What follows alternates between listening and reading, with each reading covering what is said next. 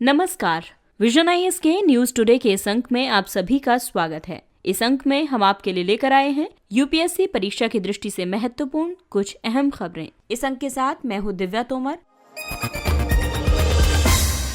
ONGC विदेश limited के पास अब भी ईरानी गैस क्षेत्र में 30% की हिस्सेदारी का अधिकार है। विशेषज्ञों ने अंतर्राष्ट्रीय मुद्रा कोष की भूमिका, डेटा अखंडता और कोटा संबंधी सुधारों को पूरा करने की समीक्षा के लिए आह्वान किया। प्रधानमंत्री फसल बीमा योजना में सुधार के लिए सरकार ने पैनल गठित किया। सरकारी कार्यक्रम के तहत 13 लाख से अधिक पेयजल नमूनों की जांच में से 1,11,000 नमूने दूषित पाए गए और पंजाब एवं हरियाणा उच्च न्यायालय के मुताबिक एनडीपीएस अधिनियम के तहत फॉरेंसिक रिपोर्ट संबंधित मामलों का प्रमुख आधार है। और आइए अब खबरों पर विस्तार से चर्चा करते हैं।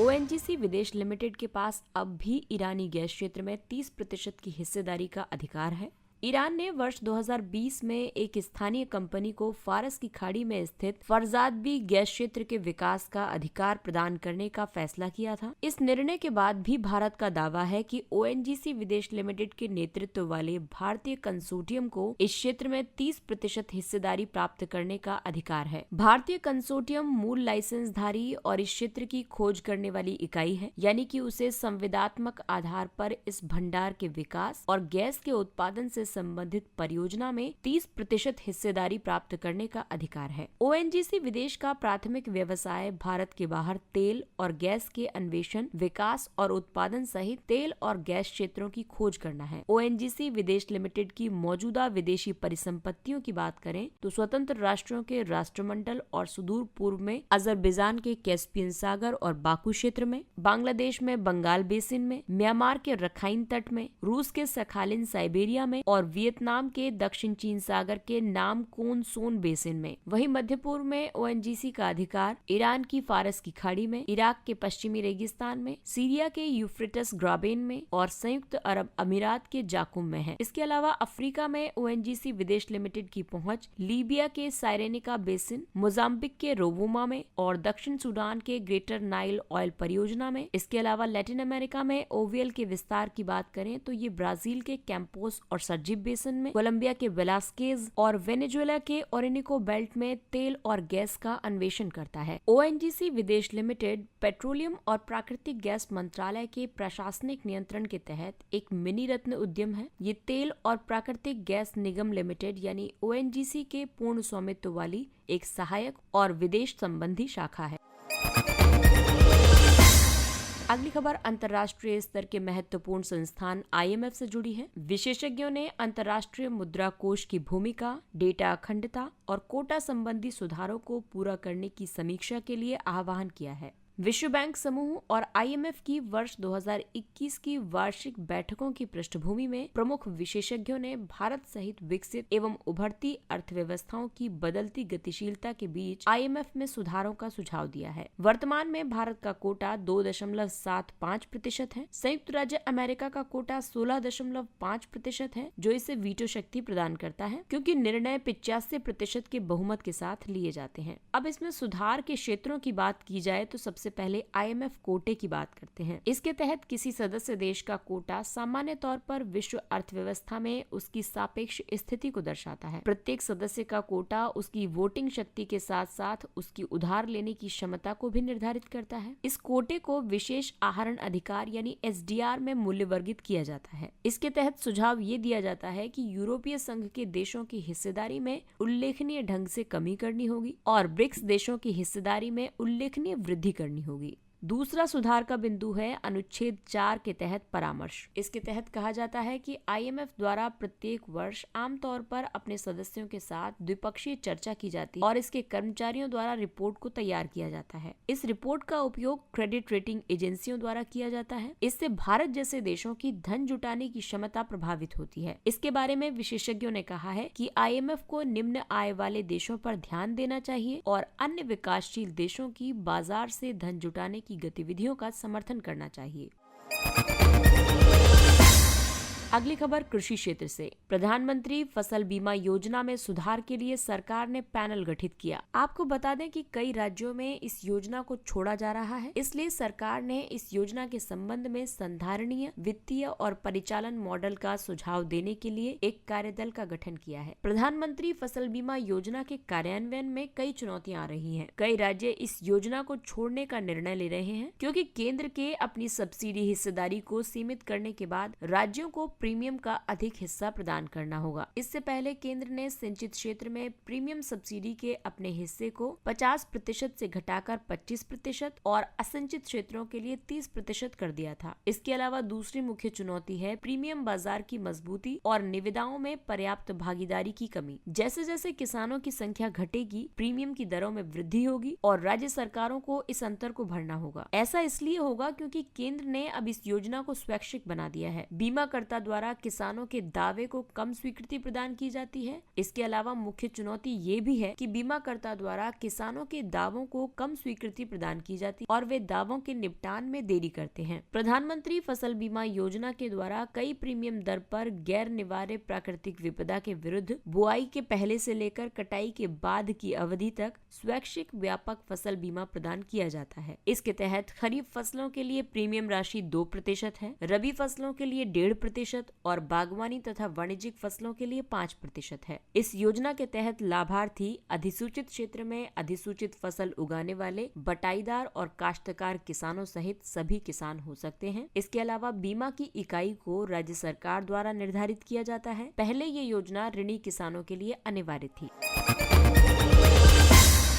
अगली खबर पेयजल एवं स्वच्छता से। सरकारी कार्यक्रम के तहत 13 लाख से अधिक पेयजल नमूनों की जांच में से 1,11,000 नमूने दूषित पाए गए हैं। इस कार्यक्रम के लिए नमूने सरकार के पेयजल परीक्षण और निगरानी कार्यक्रम से लिए गए हैं। नमूनों के संदूषण के लिए कई कारण उत्तरदायी हैं, जैसे कि प्राकृतिक रूप से पाए जाने वाले रसायन और खनिज जैसे आर्सेनिक, फ्लोराइड, लोहा और यूरेनियम, स्थानीय भूमि उपयोग की पद्धतियों जैसे उर्वरक, कीटनाशक, पशुधन और केंद्रित आहार क्रियाकलाप। इसके अलावा पेयजल स्रोतों के पास भारी धातु या साइनाइड जैसी विनिर्माण प्रक्रियाएं। आपको बता दें कि जल में दूषित पदार्थों का असुरक्षित स्तर होने स्वास्थ्य पर नकारात्मक रूप से प्रभाव पड़ता है और ये कैंसर जैसी दीर्घकालिक बीमारियों का कारण भी बन सकता है। ये अनुमान लगाया गया है कि भारत में लगभग 70% सतही जल उपभोग के लिए उपयुक्त नहीं है। इन नमूनों की जाँच के दौरान 20 राज्यों के 230 जिलों में फ्लोराइड का उच्च स्तर पाया गया था। इनमें राजस्थान, गुजरात और आंध्र प्रदेश सर्वाधिक प्रभावित राज्य है। अब तक पेयजल की गुणवत्ता में सुधार के लिए कई कदम उठाए गए हैं, जैसे कि जल शक्ति मंत्रालय द्वारा पेयजल गुणवत्ता के परीक्षण, जांच और निगरानी के लिए रूपरेखा एवं दिशा निर्देश जारी किए गए हैं। जल गुणवत्ता सूचना प्रबंधन प्रणाली यानी WQMIS नामक एक ऑनलाइन पोर्टल लॉन्च किया गया है। ये पोर्टल प्रयोगशालाओं पर विस्तृत सूचना प्रदान करता है। प्रत्येक गाँव में महिलाओं को प्रशिक्षित करने के लिए फील्ड टेस्ट किट का उपयोग करके जल की गुणवत्ता की निगरानी की जा रही है। राष्ट्रीय फ्लोरोसिस निवारण और नियंत्रण कार्यक्रम का आरंभ किया गया है। साथ ही सुरक्षित पेयजल उपलब्ध कराने के लिए जल जीवन मिशन को भी संचालित किया जा रहा है।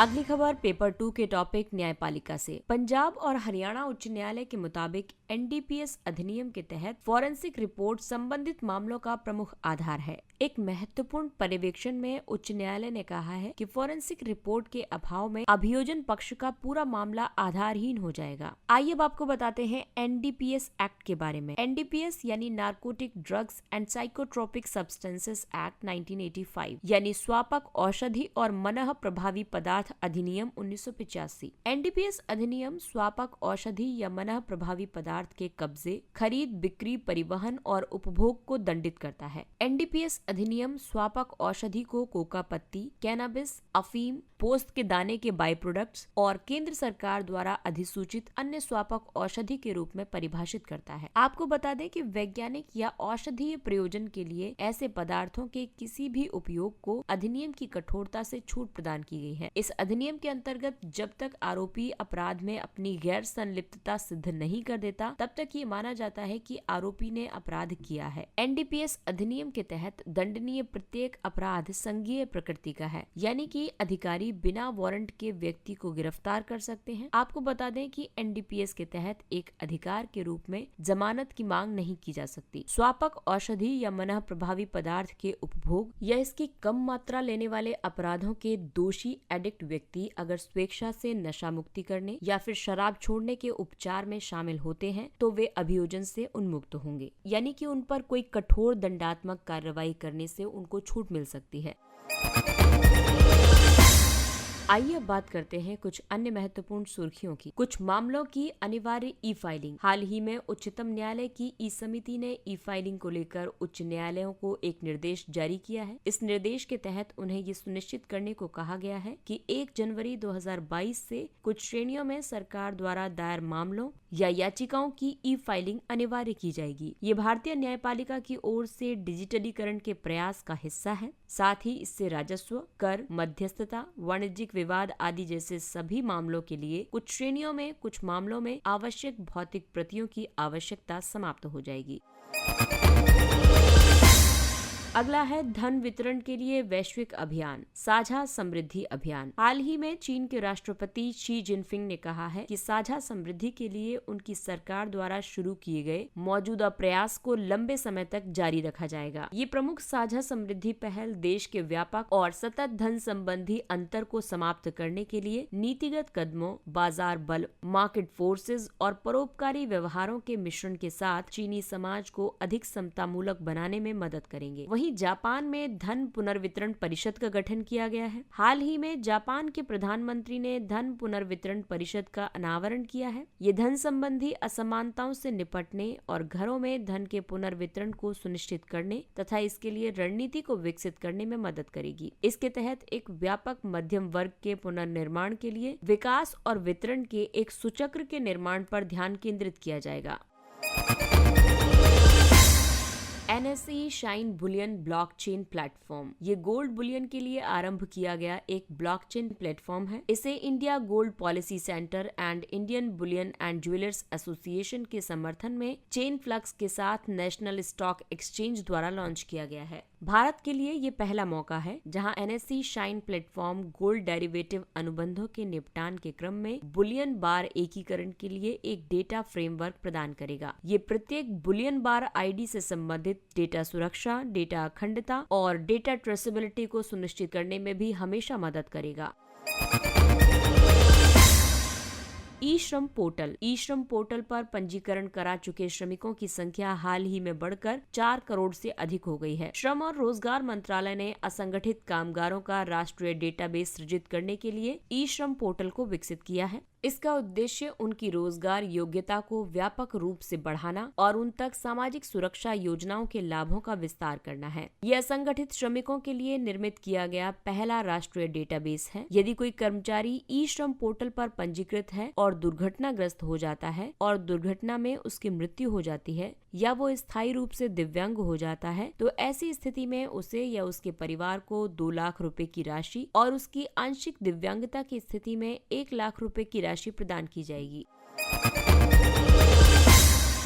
अगला है हेरॉन 1 मानव रहित विमान। पूर्वी क्षेत्र में सेना की निगरानी को मजबूत करने के लिए आर्मी एविएशन ब्रिगेड ने हेरॉन 1 यूएवी के परिचालन को आरंभ कर दिया है। इस ब्रिगेड को मार्च 2021 में असम के मिसामारी में स्थापित किया गया था। हेरॉन 1 यूएवी नामक इस मानव रहित विमान प्रणाली को इजराइल एरोस्पेस इंडस्ट्रीज द्वारा विकसित किया गया है। ये सभी मौसमों में सामरिक मिशनों के लिए मध्यम ऊंचाई पर लंबी अवधि तक उड़ान भरने में सक्षम है।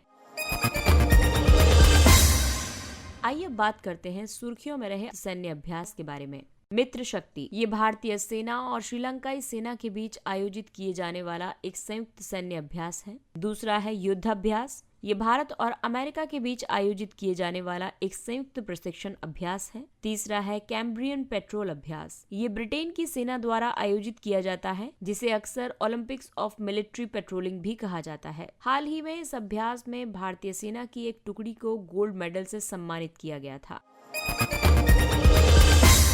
अगला है स्वच्छ भारत कार्यक्रम। इस कार्यक्रम को प्रयागराज में युवा कार्यक्रम और खेल मंत्रालय द्वारा 1 अक्टूबर 2021 को शुरू किया गया था। ये आजादी के अमृत महोत्सव का एक हिस्सा है। ये कार्यक्रम एक राष्ट्रव्यापी स्वच्छता अभियान है। 1 अक्टूबर से 31 अक्टूबर तक चलने वाले इस अभियान का उद्देश्य स्वैच्छिक जन भागीदारी से 75 लाख किलो अपशिष्ट को एकत्र कर उसका निस्तारण करना है। इसके अंतर्गत नेहरू युवा केंद्र संगठन से जुड़े युवा मंडलों और राष्ट्रीय सेवा योजना से जुड़े संस्थानों के एक नेटवर्क के माध्यम से देश भर के 6 लाख गांवों को कवर किया जाएगा। अगला है अर्बन शिफ्ट इनिशिएटिव। ये सस्टेनेबल सिटीज इम्पैक्ट प्रोग्राम के लिए एक ब्रांड नेम है। इसे वैश्विक पर्यावरण सुविधा द्वारा वित्त पोषित किया गया है। अर्बन शिफ्ट एशिया, अफ्रीका और लैटिन अमेरिका के शहरी विकास के लिए शहरों को एकीकृत दृष्टिकोण अपनाने और एक सुनम्य, समावेशी और शून्य कार्बन वाले भविष्य को आकार देने में सहयोग करेगा, जहां मानव और पृथ्वी दोनों की संधारणीयता को सुनिश्चित किया जा सकेगा। इसके अंतर्गत भारत के पुणे, सूरत आदि शहरों को शामिल किया गया है। इसे विश्व संसाधन संस्थान, संयुक्त राष्ट्र विकास कार्यक्रम, विश्व बैंक जैसे संस्थानों या संगठनों के साथ साझेदारी में संयुक्त राष्ट्र पर्यावरण कार्यक्रम द्वारा आरंभ किया गया है। केरल में बाढ़ का प्रकोप। केरल में वर्षा से संबंधित घटनाओं की वजह से विशेषकर भूस्खलन प्रभावित क्षेत्रों जैसे कि कोट्टायम और इडुक्की जिलों में मरने वालों की संख्या बढ़कर 27 हो गई है। लैंडस्लिप या भूस्खलन का मतलब है चट्टान, मलबे या मृदा के संचय का नीचे की ओर खिसकना। आपको बता दें कि 12.6% भारतीय भूमि भूस्खलन प्रवण क्षेत्र के अंतर्गत आती है। हिमालय और पश्चिमी घाट विशेष रूप से जलवायु, भू आकृति विज्ञान और भू विज्ञान की वजह से अधिक भूस्खलन प्रवण क्षेत्र हैं। पारिस्थितिक सभ्यता। पिछले कुछ वर्षों से चीनी राष्ट्रपति शी जिनपिंग पारिस्थितिक सभ्यता को प्रोत्साहित करने पर बल दे रहे हैं। पारिस्थितिक सभ्यता एक ऐसे विश्व की परिकल्पना करती है जिसमें मानव समुदायों को लोगों और ग्रह के समग्र कल्याण को बढ़ावा देने के लिए डिजाइन किया गया है। इस अवधारणा में प्रकृति को जीवन का एक अभिन्न अंग माना गया है, न कि ऐसा कुछ जिसका बिना किसी रोक के दोहन किया जाए।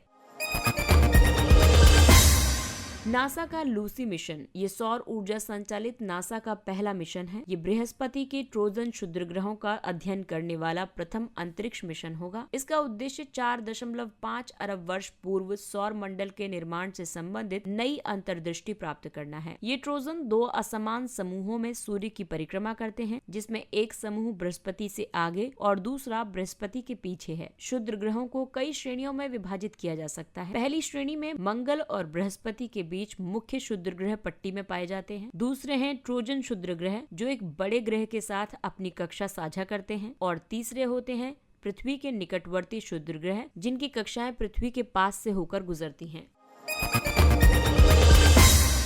और आइए अब बात करते हैं स्वतंत्रता आंदोलन से जुड़ी एक प्रमुख हस्ती के बारे में, सर सैयद अहमद खान। सर सैयद अहमद खान का जन्म 17 अक्टूबर 1817 को हुआ था। वो एक प्रतिष्ठित समाज सुधारक और मोहम्मदन एंग्लो ओरिएंटल कॉलेज के संस्थापक थे। ये कॉलेज अलीगढ़ मुस्लिम यूनिवर्सिटी का अग्रदूत था। हाल ही में इस विश्वविद्यालय ने 100 वर्ष पूरे कर लिए हैं। सर सैयद अहमद खान की विशिष्टता ये थी कि उन्होंने राष्ट्रीय एकता के लिए शिक्षा का एक साधन के रूप में उपयोग किया था। जनवरी 1883 में दिए गए एक भाषण में उन्होंने हिंदू मुस्लिम एकता के दृष्टिकोण पर बल दिया था। उन्होंने तुलनात्मक धार्मिक अध्ययन की नींव रखी थी। साथ ही उन्होंने कई धर्मों में समानता की तलाश पर बल देने वाले दाराशिकोह के दर्शन की भावना को भी पुनर्जीवित किया था। वर्ष 1888 में उन्होंने यूनाइटेड पैट्रियोटिक एसोसिएशन की स्थापना की थी। इसमें मुस्लिमों के साथ साथ हिंदू सदस्य भी शामिल थे। ये सभी कांग्रेस विरोधी थे। इसके साथ ही ये अंक समाप्त होता है। अगले अंक में फिर मुलाकात होगी कुछ अन्य महत्वपूर्ण खबरों के साथ। तब तक अपना ख्याल रखिए, सुरक्षित दूरी बनाए रखिए, मास्क पहनिए, हाथ और मुंह साफ रखिए और टीकाकरण अवश्य पूर्ण कराइए। और अब हमें यानी विजन IAS की पूरी टीम को दीजिए इजाजत। नमस्कार।